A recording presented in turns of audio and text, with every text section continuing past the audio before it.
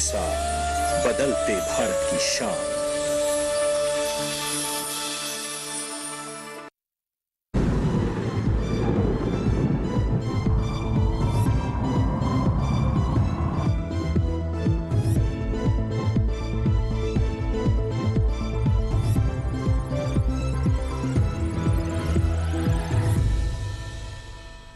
नमस्कार, मौसम खबर में आपका स्वागत है। आपके साथ मैं हूं अंटू सिंह। मौसम खबर में जानेंगे अगले 24 से 48 घंटों में कैसा रहेगा मौसम का हाल, कहां होगी तेज बारिश, कैसी रहेगी तापमान की स्थिति और कहां बारिश की स्थिति बन रही है।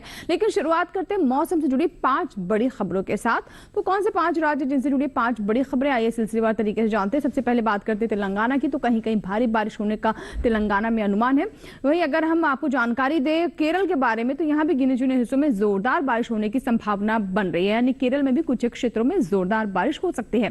तमिलनाडु की ओर रुख करें तो आपको बता दें कि इक्का दुक्का इलाकों में भी यहाँ पर भी मूसलाधार बारिश होने की संभावना बन रही है, यानी तमिलनाडु में भी कुछ क्षेत्रों में मूसलाधार बारिश हो सकती है। वहीं विदर्भ की ओर रुख करें तो यहाँ आपको बता दें कि बिजली की चमक के साथ तेज हवाएं चलने की संभावना है।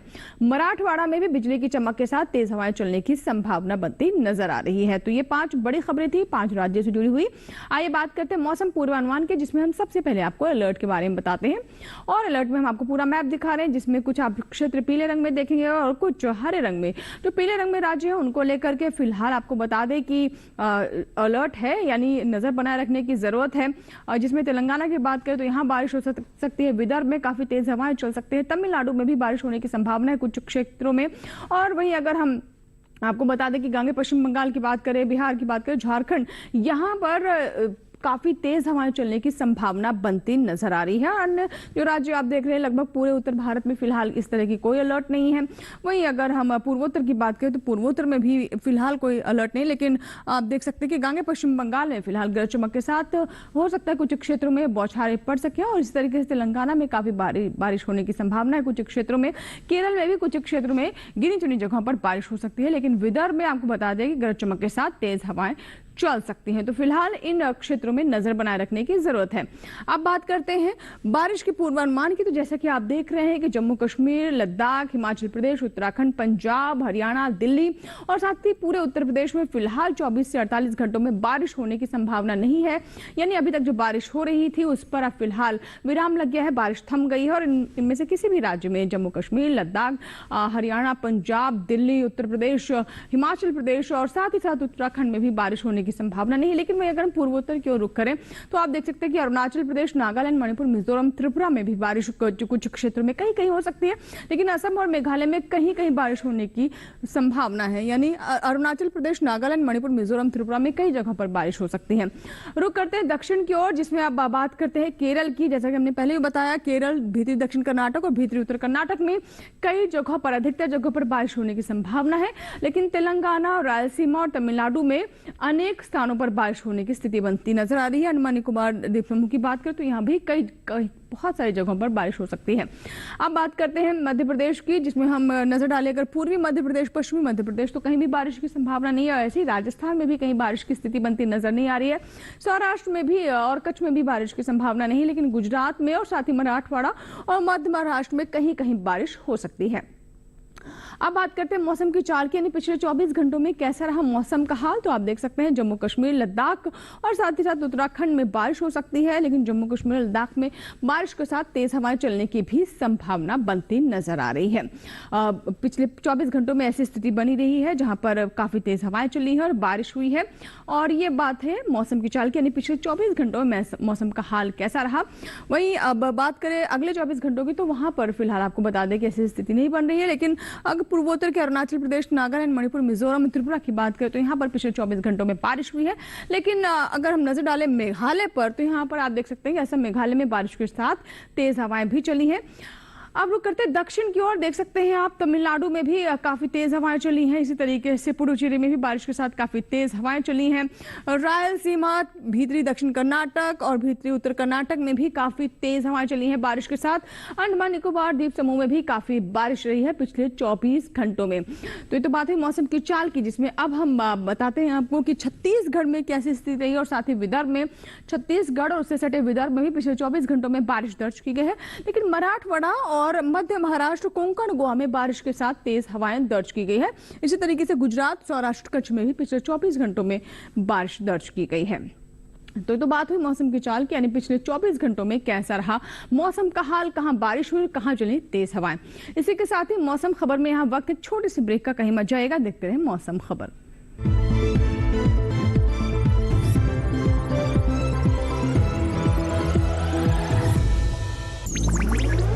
डिजिटल बैंकिंग का है जमाना, टाइम है बचाना।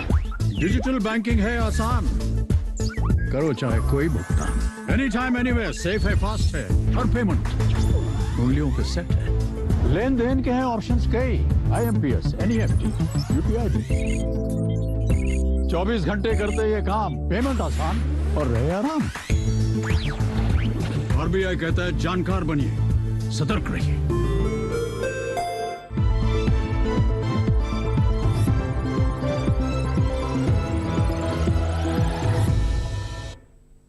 ब्रेक के बाद एक बार फिर आपका स्वागत है। आप देख रहे हैं मौसम खबर और आइए बात करते हैं तापमान के हाल की, यानी कैसा रहा देश में अधिकतम और न्यूनतम तापमान, कौन से राज्य की कैसी स्थिति रही, न्यूनतम तापमान में कहां पारा और लुढ़का है और अधिकतम तापमान में कहां पारा सामान्य से ऊपर गया है। तो आइए सबसे पहले हम अधिकतम तापमान की बात करते हैं, जिसमें सबसे पहले नजर डालते हैं हरियाणा और दिल्ली पर। तो आप देख सकते हैं कि यहाँ पर ठंडक सी महसूस होनी शुरू हो गई है और 3 से 5 डिग्री सेल्सियस अधिकतम तापमान सामान्य से कम यहाँ पर दर्ज किया गया है। वहीं बिहार की बात करें तो वहां पर भी ऐसी स्थिति रही, 3 से 5 डिग्री सेल्सियस, यहाँ भी अधिकतम तापमान सामान्य से नीचे लुढ़का है। और आइए अब नजर डालते हैं कैसी स्थिति रही उप हिमालय, पश्चिम बंगाल और सिक्किम में। तो यहाँ आप देख सकते हैं कि 1 से 3 डिग्री सेल्सियस के बीच में जो अधिकतम तापमान है वो नीचे लुढ़का है, अधिकतम तापमान में गिरावट दर्ज की गई है।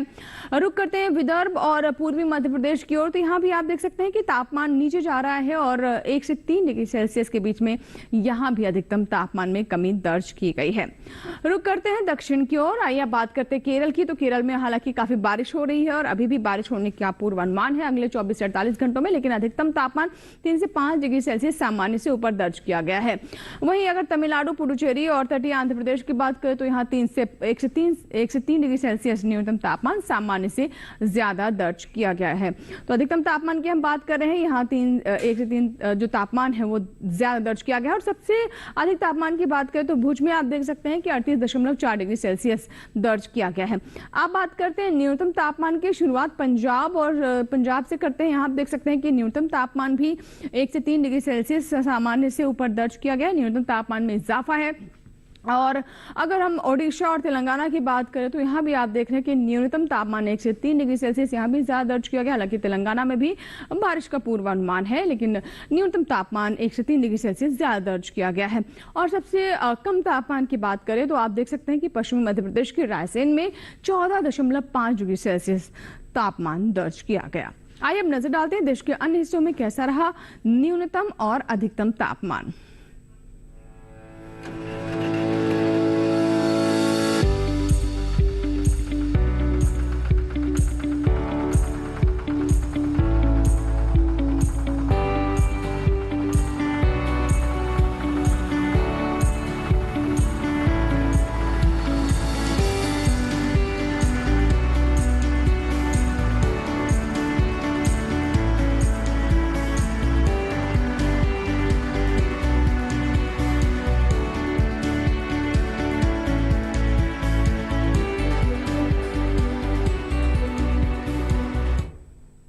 और इसी के साथ ही मौसम खबर में यहाँ वक्त है छोटे से ब्रेक का, कहीं मत जाएगा, देखते रहे मौसम खबर।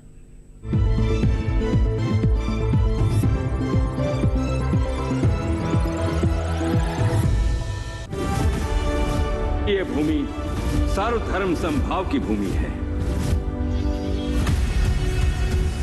काफिरों को उनकी औकात जरूर दिखाना। आस्था का मूल्य प्राणों से अधिक होता है लुटेरे। फिर मरने के लिए तैयार हो जाओ। रूल सिर्फ हमारे रिलीजन का है, उस इंडिया का नामो निशान को मिटा देंगे। अब कोई भी मंदिर, किला या मस्जिद का निर्माण नहीं हो सकता। हमारी सहायता कीजिए। धर्म परिवर्तन करने के लिए विवश किया जा रहा है। इतने समय से हम सभी धर्मों के साथ शांतिपूर्वक रह रहे थे। अब समय आ गया है इन पशुओं को खदेड़ भगाने का, जिन्होंने धूर्तता की सीमा को पार कर दिया है। जीत या हार के लिए नहीं, हम अपने अस्तित्व के लिए लड़ेंगे।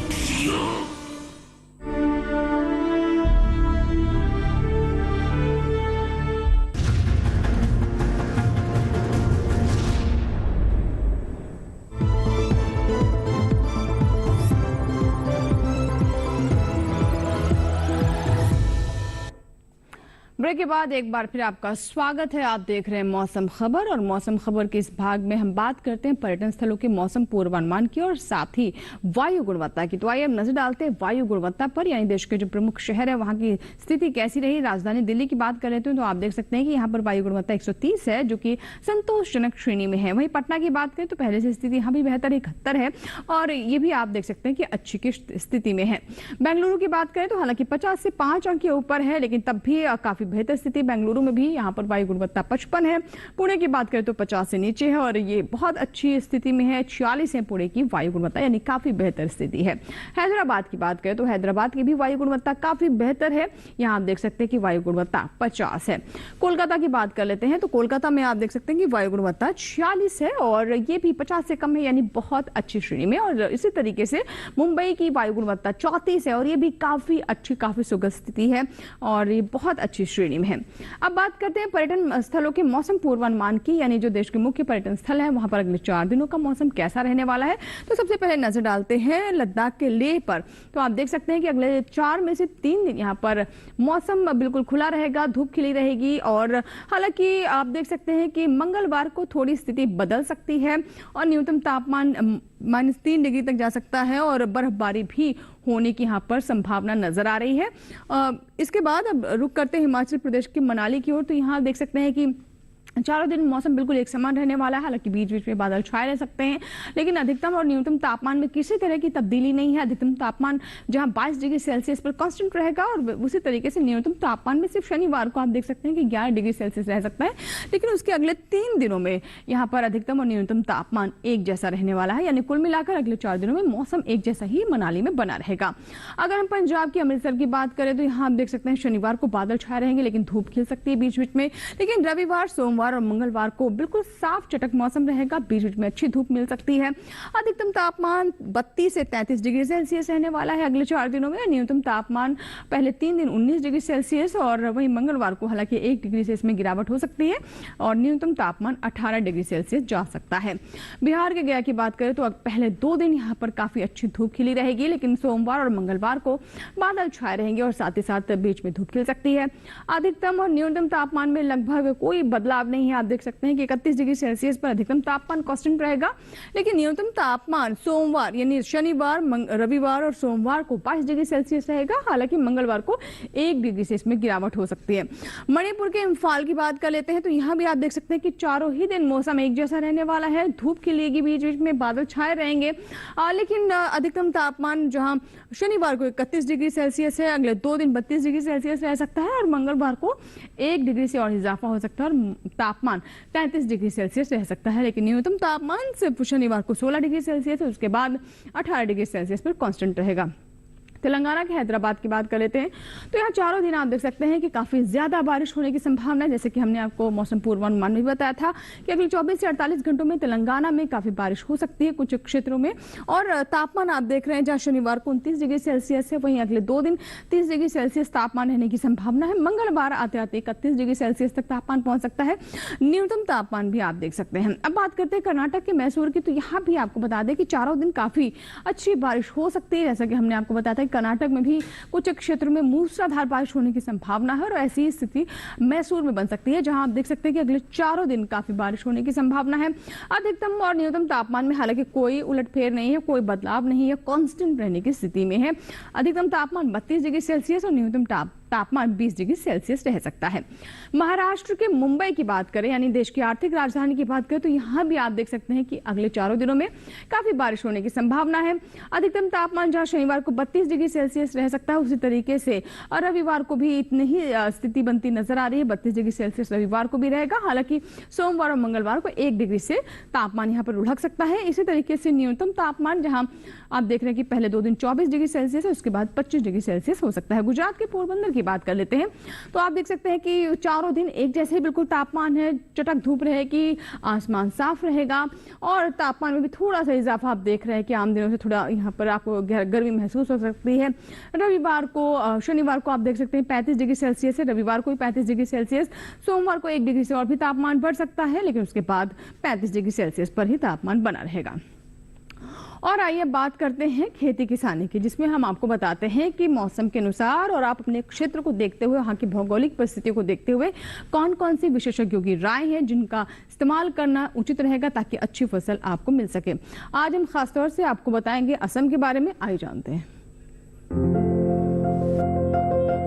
असम में फूल गोभी और पत्ता गोभी की रोपाई करें। किसान बैंगन की रोपाई कर सकते हैं। यहाँ आलू की खेती के लिए खेत तैयार कर लें। आलू के खेत से जल निकासी का प्रबंध करें। साथ ही मक्के की बुआई करते रहें। मक्के के खेत में पर्याप्त नमी बनाए रखें। इसके अलावा सरसों की खेती के लिए खेत तैयार कर सकते हैं। अभी किसान धान के खेत में निराई करें। धान के खेत में ही जरूरी उर्वरक डालें। असम में नारियल के खेत में जरूरी उर्वरक का इस्तेमाल कर सकते हैं। यहीं के किसान बीन की खेती के लिए खेत तैयार कर लें। इसके साथ ही कद्दू की बुआई के लिए समय उपयुक्त है। इसी तरह तिल और लोबिया की बुआई करें। मेघालय में हल्दी और अदरक के खेत में निराई करें। हल्दी और अदरक के खेत में जल निकासी की व्यवस्था कर लें। साथ ही बीन के खेत में निराई कर सकते हैं। बीन के खेत से पानी की निकासी का प्रबंध करते रहें। इस समय पत्ता गोभी और फूल गोभी की नर्सरी तैयार कर लें। वहीं ब्रोकली की भी नर्सरी तैयार करते रहें। यहाँ के किसान स्ट्रॉबेरी की रोपाई करें। इसके साथ ही अनानास की कटाई कर सकते हैं। अनानास के खेत में निराई भी कर लें। अनानास के खेत से जल निकासी की उचित व्यवस्था कर सकते हैं। मेघालय में अमरूद की तुड़ाई करें। किसान धान के खेत में निराई करते रहें। अभी धान के खेत में कीट लगने की आशंका बनी हुई है। ऐसे में धान में कीटों से बचाव के लिए कृषि विशेषज्ञों की सलाह से कीटनाशक छिड़कें।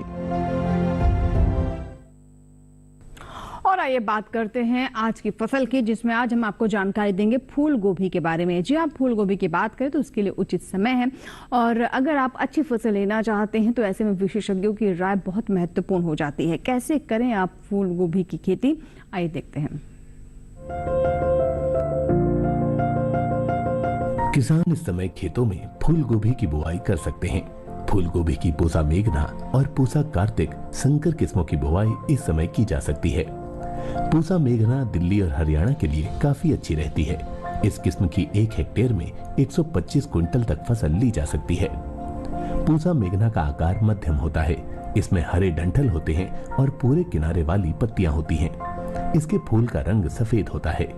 वहीं पूसा कार्तिक संकर की बुआई पंजाब, उत्तर प्रदेश, बिहार, झारखंड, पश्चिम बंगाल और असम में की जा सकती है। इस किस्म की 1 हेक्टेयर में 149 क्विंटल तक की पैदावार ली जा सकती है। इसका आकार मध्यम, फूल सफेद और वजन 475 ग्राम तक होता है। बुआई से पहले खेत को अच्छी तरह जोतकर समतल जरूर कर लें। बुआई करते समय पौध से पौध की दूरी 45 सेंटीमीटर और कतार से कतार की दूरी 30 सेंटीमीटर रखें।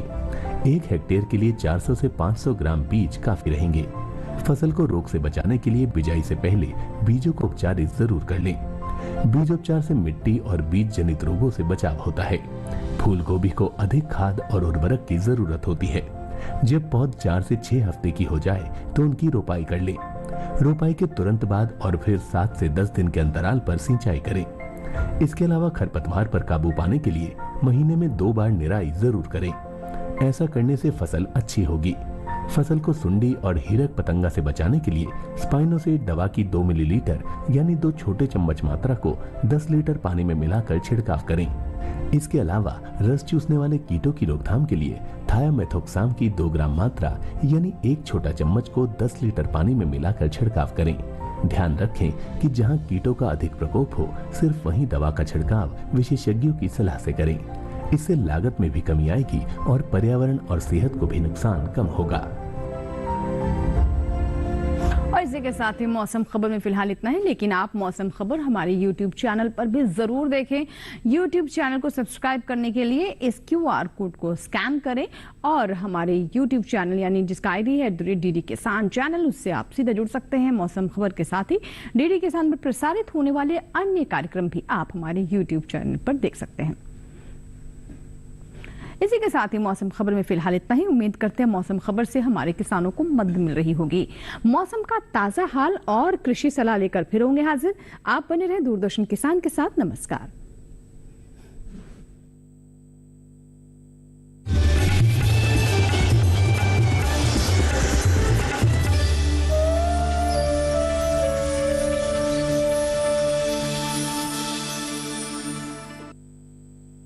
इस वक्त